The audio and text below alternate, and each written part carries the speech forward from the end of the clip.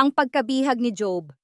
Ang aklat ng Job ay nagbibigay ng malinaw na katibayan ng papel ni Satanas sa mga kilos ng pagdurusa at pagkawasak.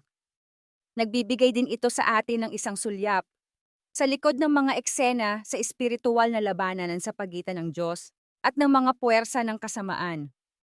Si Job, isang sakdal at matuwid na lalaki. Job chapter 1 o 8 ay natagpuan sa kanyang sarili sa isang matinding crossfire, sa isang kritikal na sandali sa labanang espiritual na ito. Isang araw nga nang ang mga anak ng Diyos ay magsiparoon na magsiharap sa Panginoon, na si Satanas na paroon din naman nakasama nila. At sinabi ng Panginoon kay Satanas, "Saan ka nang galing?"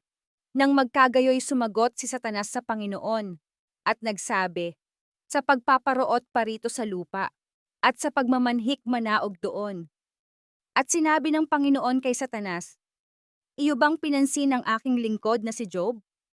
Sapagkat walang gaya niya sa lupa, na sakdal at matuwid na lalaki, na natatakot sa Diyos at humihiwalay sa kasamaan." Nang magkagayoy sumagot si Satanas sa Panginoon at nagsabi, "Natatakot ba ng walang kabuluhan si Job sa Diyos? Hindi mo kinulong siya, at ang kaniyang sangbahayan, at ang lahat niyang tinatangkilik sa bawat dako. Iyong pinagpala ang gawa ng kaniyang mga kamay, at ang kaniyang pag-aari ay dumami sa lupain. Pagbuhatan mo siya ng iyong kamay ngayon, at galawin mo ang lahat niyang tinatangkilik, at itatakwil ka niya ng mukhaan." At sinabi ng Panginoon kay Satanas, "Narito, lahat niyang tinatangkilik ay nangasa iyong kapangyarihan. Siya lamang ang huwag mong pagbuhatan ng iyong kamay." Sa gayoy lumabas si Satanas na mula sa harapan ng Panginoon. Job 1:6 chapter 12. Agad na sumugod ni Satanas upang sirain ang lahat na mayroon si Job, kasama na ang kanyang mga anak na lalaki at babae. Sa sumunod na pagkawasak, ginamit ni Satanas ang paggamit ng mga kaaway na mananakop ang mga Sabeans, P15, at ang mga Kaldeo, P17, ang apoy ng Diyos mula sa langit, P16, at isang malakas na hangin mula sa ilang, P19. Habang maliwanag sa aklat ni Job kung sino ang mapangwasak, maraming mga mambabasa ang nalulungkot pa rin sa mga pagdurusa ni Job, sapagkat ito ay maling ipinagpalagay na hinayaan ng Diyos na saktan ni Satanas si Job. Ang kaisipan ay, dahil ang Diyos ay makapangyarihan sa lahat, pinigilan niya sana ang pag-atake ni Satanas kay Job. Gayunpaman, ang kapangyarihan ng Diyos ay hindi kailanman ang may katuturang issue na nakataya. Ito ay palaging naging at palaging magiging tungkol sa mga prinsipyo ng pamamahala ng Diyos.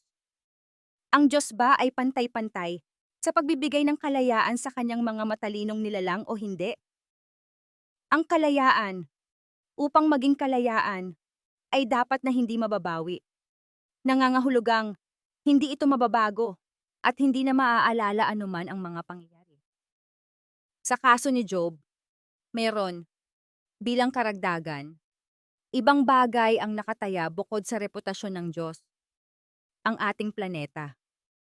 Si Satanas ay nagbalak ng mahusay na pamamaraan upang sakupin ang ating mundo, sakop ng kaaway na teritoryo, bilang kanyang sariling may kapangyarihan na kaharian. At sinabi ng Panginoon kay Satanas, "Saan ka nang galing?" Nang magkagayoy sumagot si Satanas sa Panginoon at nagsabi, "Sa pagpaparoot parito sa lupa, at sa pagmamanhik manaog doon." Job chapter 11. Kung gagamitin natin ang kalayaan upang isiping mabuti at basahin sa pagitan ng mga linya, mahalagang sinabi ni Satanas sa Diyos, "Ako ay gumala sa buong mundo at lumilitaw na may lubos akong suporta sa aking hangarin. Inaako ko ang aking karapatan sa ganap na pamamahala sa mundo." Sa buong drama na kasunod, ang Diyos, salamat, ay nanatiling nangunguna ng isang hakbang kay Satanas. Kilala ng Diyos ang kanyang nagtitiwalang lingkod. Si Job ay nanatiling tapat sa Diyos sa kabila ng pagdurusa sa pangalawang pinakamasamang napakasataniko na pag-atake na naitala sa Biblia. Sa huli, iningatan ng Diyos ang buhay ni Job at pinalaya si Job mula sa kanyang pagkabihag nang manalangin siya para sa kanyang mga kaibigan. Job 4:10 na siyang mga nasa isang mas mapanganib na posisyon kaysa kay Job mismo. Hindi nila kilala ang Diyos. Ang aklat ng Job ay nagbibigay sa atin ng pananaw sa espiritual na labanan na nagpapatuloy ngayon sa pagitan ng Diyos at ng mga puwersa ng kadiliman.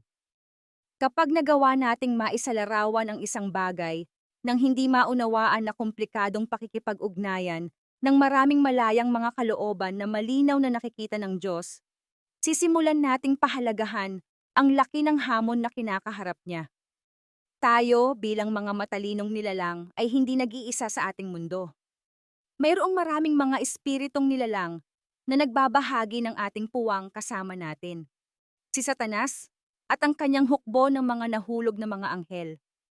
Dahil sa ating individual na mga makasariling likas na katangian at ng mga demonyong nilalang, ang ating daigdig ay ang yugto para sa maraming banggaan ng mga malayang kalooban na nakasentro sa sarili sa araw-araw.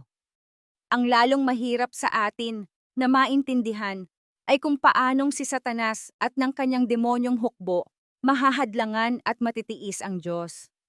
Maaari itong maging nakakabagabag para sa atin kapag napagtanto natin na ang Diyos ay hindi gumagamit ng ganap na kontrol at awtoridad sa lahat ng bagay sa ating planeta. Gayunpaman, ang Diyos ay walang pagnanais na kontrolin ang ating mga individual na buhay. Niwala sa kanyang likas na katangian na gawin ito. Nilikha niya tayo upang maging malayang mga matalinong nilalang, hindi mga tau-tauhan. Sa simula ng aklat ng Job, tatlong sentral na kalahok ang ipinakita: Diyos, Satanas, at Job. Sa pagtatapos ng aklat na si Satanas ay hindi binanggit ang pangalan. Bakit siya wala sa kritikal na pagtatapos ng napakalaking pakikipagtagpo na ito sa Diyos? Ang buong 41 kabanata ng Job ay nakatuon sa isang misteryosong nilalang na tinukoy ng Diyos bilang buwaya. Ano o sino ang buwaya? Nagbibigay ba ang Biblia ng anumang mga pahiwatig upang matulungan tayong makilala ang nilalang na ito? Sa araw na yaon, ang Panginoon sa pamamagitan ng kaniyang matigas at malaki at matapang na tabak ay parurusahan ang Leviatana na tumutusok na ahas, maging ang Leviatana na baluktot na ahas, at papatayin niya ang dragon na nasa dagat.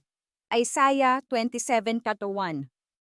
Sino ang tinutukoy na ang tumutusok na ahas, baluktot na ahas, at ang dragon na nasa dagat?